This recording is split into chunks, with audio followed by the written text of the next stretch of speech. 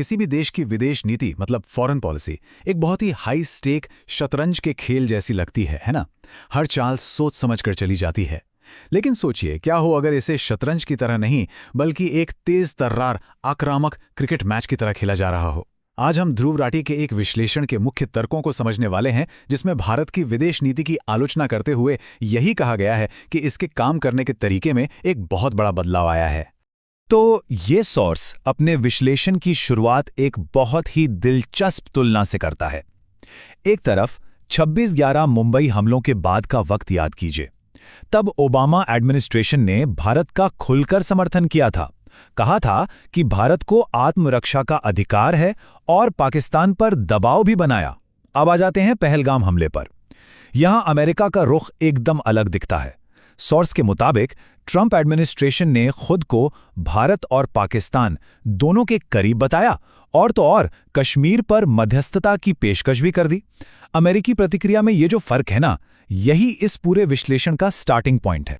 तो आगे हम इस तर्क को स्टेप बाय स्टेप समझेंगे। हम इन दो अलग अलग दौरों की तुलना से शुरू करेंगे, फिर देखेंगे कि भारत के अपने पड़ोस में क्या समस्याएं बताई गई हैं। हम ये भी देखेंगे कि पाकिस्तान को अलग थलग करने की रणनीति को एक विरोधाभास क्यों कहा जा रहा है, कूटनीति के नई आक्रामक अंदाज की आलोचना को समझेंगे और आखिर में इन सब के पीछे के मूल कारण और सुझाए गए समाधानों पर भी नजर डालेंगे। चलिए, तो सबसे पहले बात करते हैं भारत के अपने ही पड़ोस की। यहां जो मुख्य तर्क दिया गया है सोर्स के अनुसार वो ये है कि भारत के अपने सबसे करीबी पड़ोसियों के साथ रिश्तों में काफी गिरावट आई है। और जब सोर्स उन देशों की लिस्ट गिनाता है जिनसे रिश्ते तनावपूर्ण बताए गए हैं, तो वो लिस्ट काफी लंबी है। इसमें चीन, बांग्लादेश, श्रीलंका, नेपाल, भूटान, मालदीव और यहां तक कि ईरान का भी नाम है। ये एक ऐसी तस्वीर पेश करता है जहां लगभग हर सीमा पर कूटनीतिक चुनौतियां नजर आती हैं। अब देखिए, यहां जो बात सबसे ज्यादा चौंकाने वाली बताई गई है वो ये है कि भूटान और नेपाल जैसे देश जो पारंपरिक रूप से भारत के बेहद करीबी सहयोगी रहे हैं, वो भी अब चीन की तरफ ज्यादा झुकते दिख रहे हैं। सबूत के तौर पर भूटानी इलाके में चीनी बस्तियों की रिपोर्ट्स और नेपाल का चीन के बेल्ट एंड रोड इनिशिएटिव में शामिल होने का जिक्र किया जाता है। अच्छा, अब करीबी पड़ोसियों से आगे बढ़ते हैं और आते हैं एक सदाबहार मुद्दे पर, पाकिस्तान।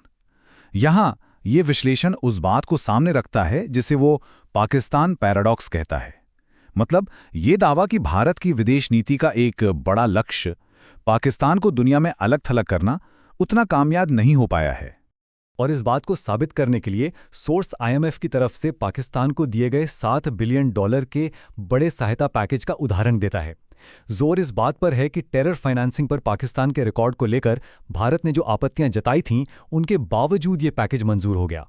तो IMF बोर्ड को मनाना इतना मुश्किल क्यों है? ये स्लाइड सोर्स के आंकड़ों के हिसाब से हमें वोटिंग पावर का असली खेल दिखाती है। अमेरिका के पास अकेले करीब 16.5% वोट हैं।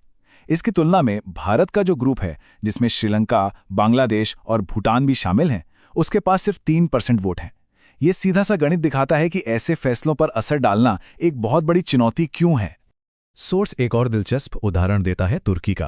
तर्क ये है कि कैमरों के सामने बड़ी बड़ी बैठकें हुईं, हाथ मिलाए गए, लेकिन जब असल में फैसले का वक्त आया तो तुर्की ने खुले तौर पर पाकिस्तान का साथ दिया।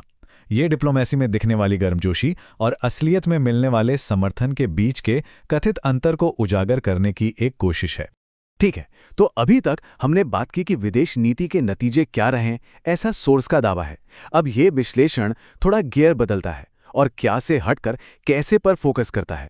मतलब ये डिप्लोमेसी के स्टाइल या अंदाज की आलोचना है, जिसमें पुराने और नए तरीकों की तुलना की गई है। और इस आलोचना के केंद्र में है भारतीय विदेश मंत्री का ये बयान। उनका कहना है कि विदेश नीति शतरंज जैसी नहीं बल्कि क्रिकेट जैसी ज्यादा है। सोर्स इसी बात को अपने तर्क का आधार बनाता है। और ये स्लाइड सोर्स की मुख्य आलोचना को बिल्कुल साफ कर देती है। एक तरफ है पुराना तरीका, नज़ाकत भरा, शांत और पर्दे के पीछे काम करने वाला, जिसे शतरंज से जोड़ा गया है। और दूसरी तरफ है आज का तरीका, पब्लिक में एक दूसरे पर निशाना साधना, सोशल मीडिया के लिए आक्रामक बयानबाजी, जिसे क्रिकेट से जोड़ा गया है। तो सवाल ये उठता है कि सोर्स इन कथित नाकामियों के लिए आखिर किन वजहों को जिम्मेदार ठहराता है। ये सवाल हमें क्या हुआ से ऐसा क्यों हुआ की तरफ ले जाता है। ये विश्लेषण दो मुख्य कारणों पर फोकस करता है जिनके बारे में दावा है कि वही इन विदेश नीति की समस्याओं की जड़ में है। तो पहला कारण जो बताया गया है वो बहुत सीधा है, घरेलू राजनीति का असर विदेश नीति पर पड़ना। सोर्स एक तरह के रिएक्शन साइकिल की बात करता है। उसके मुताबिक ये ऐसे काम करता है। पहले पार्टी से जुड़े लोग मुस्लिम देशों को निशाना बनाते हुए कुछ विवादित टिप्पणी करते हैं। फिर इसके जवाब में खाड़ी देशों से डिप्लोमैटिक समन आते हैं और आधिकारिक तौर पर निंदा की जाती है। और आखिर में भारत सरकार को डैमेज कंट्रोल करना पड़ता है और उन लोगों को फ्रिंज एलिमेंट्स यानी गैर जरूरी तत्व करार दिया जाता है। सोर्स द्वारा पहचाना गया दूसरा बड़ा कारण है क्रोनी कैपिटलिज्म, यानी जिसे हम कह सकते हैं मित्रवादी पूंजीवाद के आरोप। यहाँ सोर्स एक पैटर्न की बात करता है। उसका आरोप है कि आधिकारिक राजकीय दौरों के ठीक बाद मेजबान देशों में अडानी समूह के लिए बड़े बिजनेस सौदे होते हैं। इसमें श्रीलंका, बांग्लादेश और इजराइल जैसे देशों का नाम लिया गया है। सोर्स एक अमेरिकी रिश्वतखोरी मामले का भी जिक्र करता है और यह अंदाजा लगाता है कि ऐसी जानकारियों का इस्तेमाल अंतर्राष्ट्रीय बातचीत में एक दबाव बनाने के लिए किया जा सकता है। चलिए अब इस विश्लेषण के आखिरी हिस्से पर आते हैं जहां कुछ समाधान भी सुझाए गए हैं। सोर्स भारत की विदेश नीति को सही रास्ते पर लाने के लिए 4 ठोस कदम सुझाता है। पहला, राष्ट्रीय हित को सबसे ऊपर रखें, न कि सिर्फ कुछ दोस्तों के फायदे को।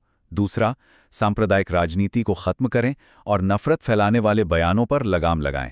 तीसरा, विदेश नीति को घरेलू राजनीति से अलग करें और चुनावी फायदे के लिए इसका इस्तेमाल बंद करें। और चौथा, सिर्फ नारों से आगे बढ़कर देश में इंडस्ट्री और सॉफ्ट पावर बनाकर असली आत्मनिर्भरता हासिल करें। मतलब एक मजबूत विदेश नीति की शुरुआत एक मजबूत और एकजुट देश से ही होती है। और ये सब हमें एक बहुत ही अहम सवाल पर लाकर छोड़ देता है।